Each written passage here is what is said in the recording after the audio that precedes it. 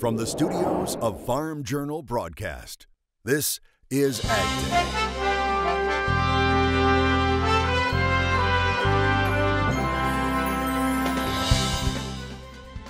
Crop Tour kicks off. We have complete coverage in agribusiness. What will markets be watching from the scouts? I really want to see what's outside the central band of the Corn Belt, across all the I-states. I want to see what's happening up north and down south. Plus Deere forecasting rising incomes. What do bankers think? Machinery Pete shares an eye-popping combine price. Plus, what does goat milk and gelato have in common? We'll tell you ahead in the show. AgDay, presented by the Chevy Silverado. High-strength steel for high-strength dependability. Good morning, I'm Clinton Griffiths. Crop Tour 18 now underway as field scouts spread throughout the Midwest to find the potential for this year's corn and soybean crops. Field scouts are stepping off this morning on the first full day of the Pro Farmer Midwest Crop Tour, now in its 26th year, and we'll be tracking it every step of the way. In the eastern Corn Belt, teams of scouts are departing from near Columbus, Ohio. They'll eventually end in central Indiana tonight. In the west, the crews start their day in Sioux Falls, South Dakota, where they'll gauge crop potential in the corner counties of that state. The crop tour data that we release Monday through Thursday is from the field. It's all sample data. What we pull from the field, put into our formulas, and it spits out numbers. Those samples that Brian talks about 2,000 samples from both corn and soybean fields, are collected at random fields along the various routes. But the consistency of the approach remains steadfast for Pro Farmer. And that's what makes the fact that we have a lot of people that have been on this tour for many years. They know how important the consistency of the sampling method is, and I think we get a really good result. And I'm looking forward to finding out whether we have these kind of record yields. I want to see what 170 bushel yield in South Dakota looks like. 170 bushels is what USDA's August crop production report is forecasting for the state of South Dakota.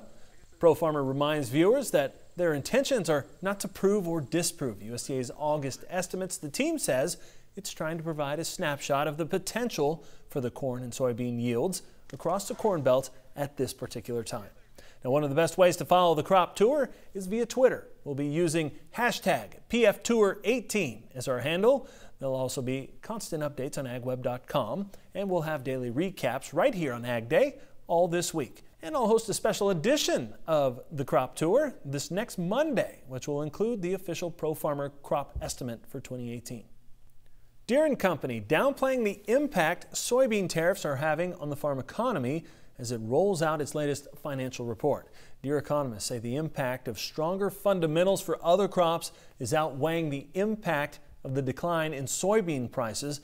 The ag equipment maker telling investors it expects farmers to make more money in 2019, forecasting net returns per acre to rise as much as 20%. That would be the highest level in about 5 years. Now, in the third quarter, Deere reporting a 42% jump in profits year over year. It says the market is being helped by replacement demand for larger agricultural equipment. Total equipment sales rising 36% from a year ago. Rural bankers are more tepid in their outlook. The latest Rural Main Street Index found about a third of bank CEOs report rejecting a higher percentage of farm loans. Tyne Morgan is in Indianapolis and spoke with ag lenders about recent trends and ultimately the outlook for net farm income. Tyne? Thanks so much, Clinton. Yeah, well, the RMI last week showing that more ag lenders are actually denying farm loans. Here now with First Financial, Jessica Lehman. Jessica, when you look at that, is that the whole story right now? Are you indeed denying more farm loans? Well, I think that might be part of the story, but you've got to look at, is your bank an order taker or are they an indispensable partner working with you? Because while that initial request may get denied, what we're looking for is a proper structure that's going to allow them to be successful in the long term. So you may be denying some of those loans initially, right, but that doesn't mean that's the end of the story? Correct. So if you look at working capital and they're coming in saying, hey, I want to hold off because of grain prices, can you just just fund the additional funds on my operating note or term out my operating note on some real estate, we may be saying that's not the best for your operation, but here are some ways that we can set that up against your inventory or look at your long-term plans to be able to help you cash flow in the short term, but not put your business in a hard spot long term. So burying your head in the sand right now, looking at the current economic headwinds, is not a good thing from a lender's perspective. Correct. So we're wanting to see some plans. You know, the idea of I'm just going to keep it in the bin and have 2 years of crops that's completely unpriced is going to make you set up for, you know, failure in the long run. What we're looking for is what's that plan? When's that grain going to move? When are you going to be able to make those payments? And constant communication? Correct. So knowing what that plan is and talking to your lender and saying, hey, are there opportunities that we can work through to make sure that my operation can be successful? All right, Jessica, thank you so much. We appreciate it. Reporting from Indianapolis, Indiana, I'm Ty Morgan for AgDay. Thank you. All right, thanks, Ty. China also dealing with an infectious animal disease currently. The world's biggest pork supplier scrambling to contain an outbreak of African swine fever. Authorities ordering WH Group, that's the parent company of Smithfield, to shut down one of its main slaughterhouses following a second outbreak in just 2 weeks. WH Group is being forced to shutter that main slaughterhouse for 6 weeks. The new cases of the virus were found about 750 miles south of the previously reported outbreak. More than 8,000 pigs have been culled.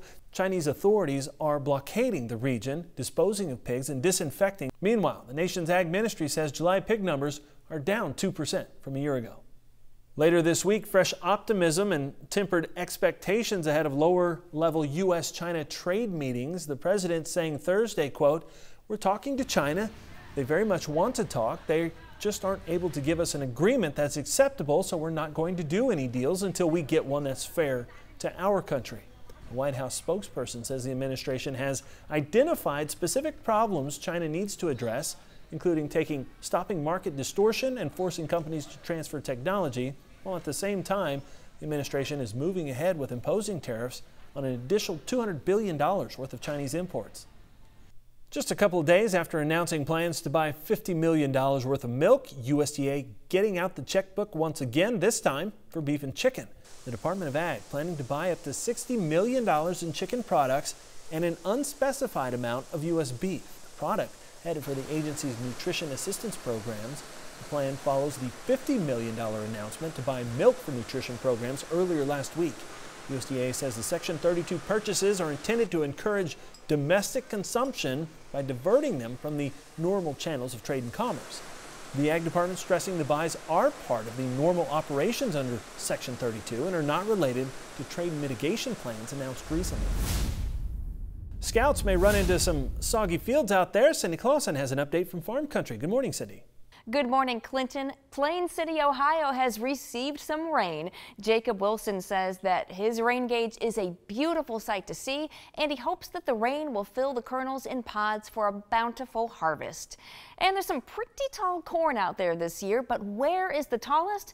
We don't have an answer, but the guys at Rubinacre Farms in Dahlgreen, Illinois think their corn crop is pretty close. This stalk measures 12 feet. That is crazy. Well, we're going to be having your national forecast coming up in just a few minutes, but for now, here are some hometown temps. Ag Day, brought to you by Top Third Ag Marketing. Farmer first with a plan for every market.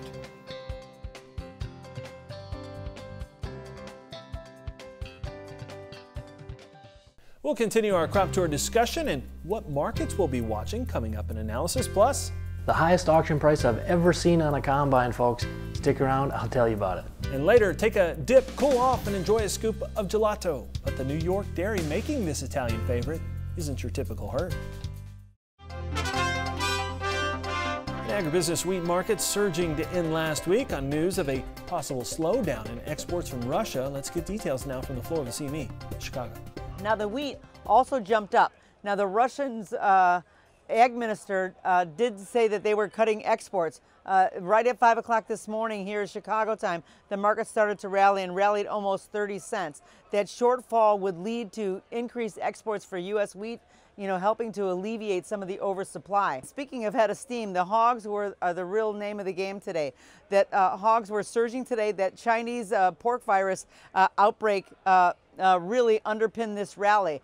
The report that came out, the second report that came out that another outbreak happened 600 miles away, just tells us they don't have complete control of this disease, and it's a devastating one, and it could infect the entire herd. Now, we have had this disease before in areas of Russia and even Eastern Europe, but never in Eastern Asia.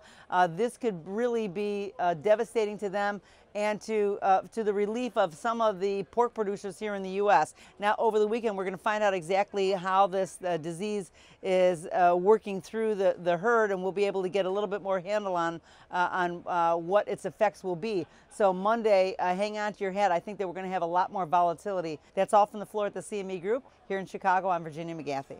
As we mentioned earlier, the Pro Farmer Midwest Crop Tour kicks off today. So what are markets watching? Tyne Morgan asked a question in today's analysis from the road.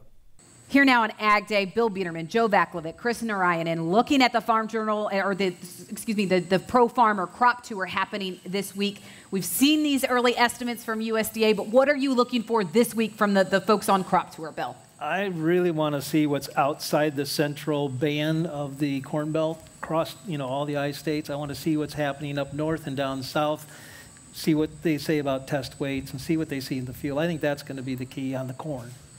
Joe, what are you watching? Just any major discrepancy between what the Crop Tour finds and what USDA has told us about the crops. That is what would be of interest to me. I don't necessarily agree with all the USDA projections at this point, but as I said earlier, I don't try to fight them too hard either. So I'd like to see what the Crop Tour finds in relation to USDA, I guess. Chris, you're not on Crop Tour this week, but how many years did you actually go on the Pro Farmer Crop Tour? I believe it was 10. 10 years. Wow. So as you're watching now from your desk and not in the field, what do you want to see? Well, I mean, I guess I'm going to piggyback what the other two said. I want to see some kind of confirmation what USDA was saying.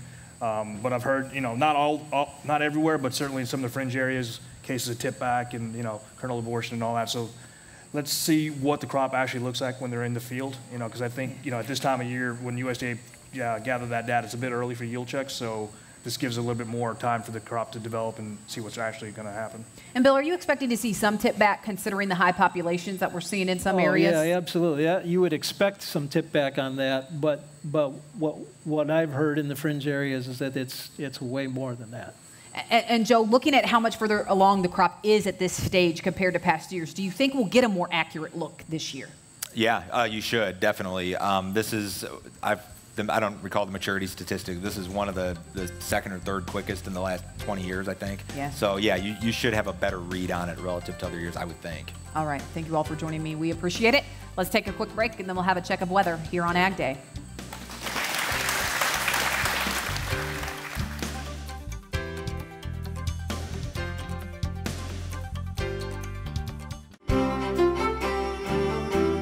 Back to Ag Day, here meteorologist Cindy Clausen. Cindy, as we look at the drought monitor, we know northern Missouri, southern Iowa is kind of that bullseye, but they've gotten some rain. Yeah, they really have, and you can see really hasn't been a lot of change over the last week, but take a look at the rainfall that we have seen. Let's take a look and zoom in on some of those areas in the middle part of the country.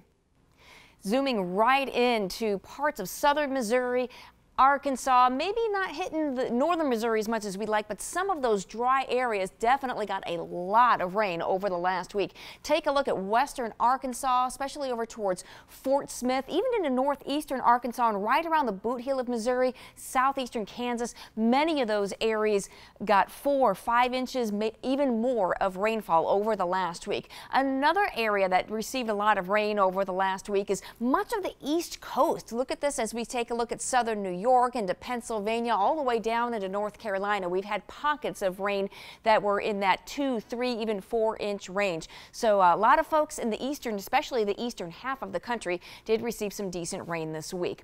All right, as we take a look at the jet stream, we've got a bit of a trough that's going to be moving across the north central United States, and you can see that by Wednesday we really see that digging a little bit further into the Ohio Valley, while we've got this ridge really strengthening in the west. Look for some pretty warm warm temperatures there.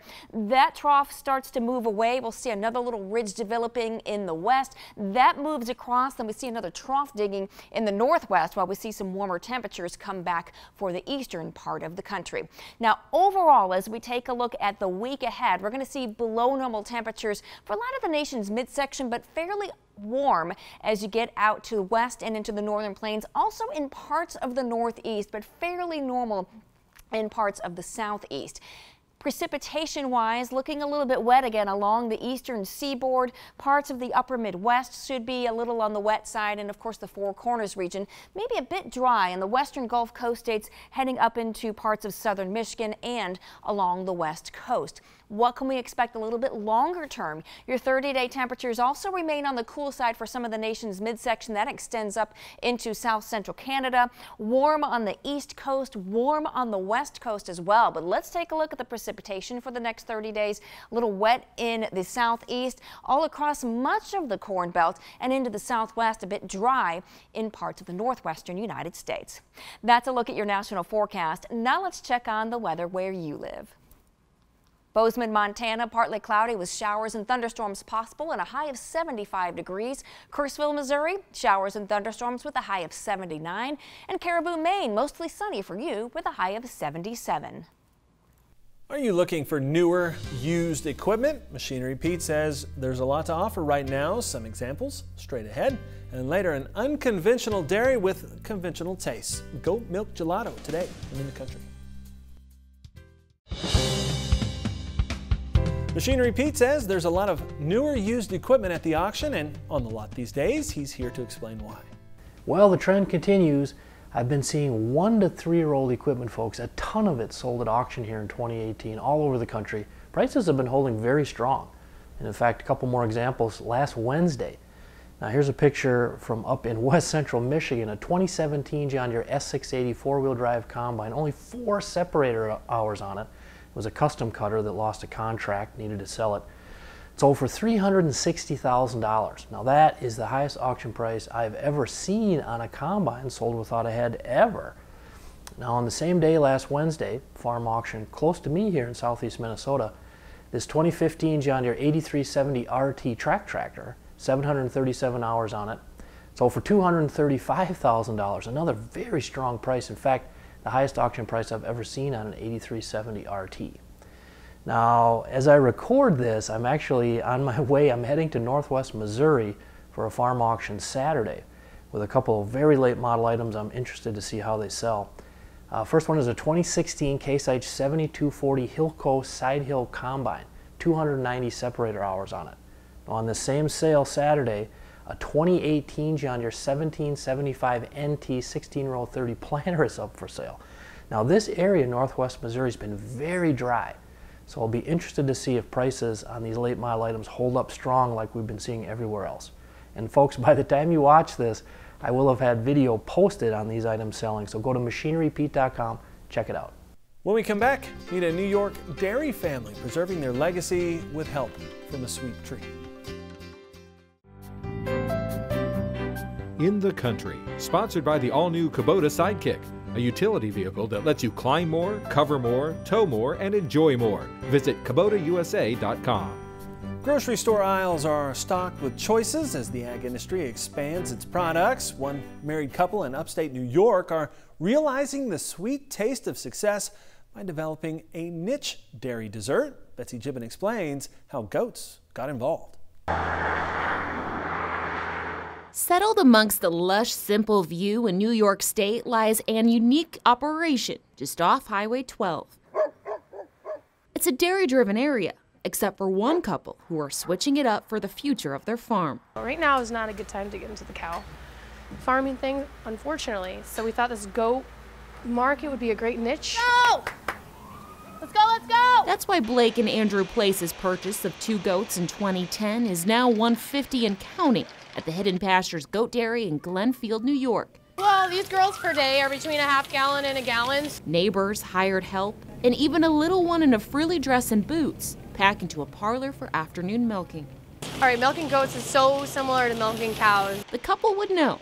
They both grew up on dairy operations and graduated with animal science backgrounds. Tick for tack, it's very similar to cow milk. It's just the proteins are formulated differently. The fat globules are smaller and more easily digestible for a lot of people. But it's not just milk this duo was after. They wanted to create a sweet treat. This year, that dream became a reality. They are launching gelato-made goat's milk, selling it locally and online. We chose gelato, first of all, because it tastes awesome. It's different than cheese. Everyone's heard about goat cheese, but gelato is just, it's sweet. It's a really awesome dessert. Don't worry about her. Hannah, you want to run down and start dipping? That's why a small dairy family tucked away in upstate New York is sticking to its roots, but aiming for longevity in the family business. Reporting in Glenfield, New York, I'm Betsy Gibbon.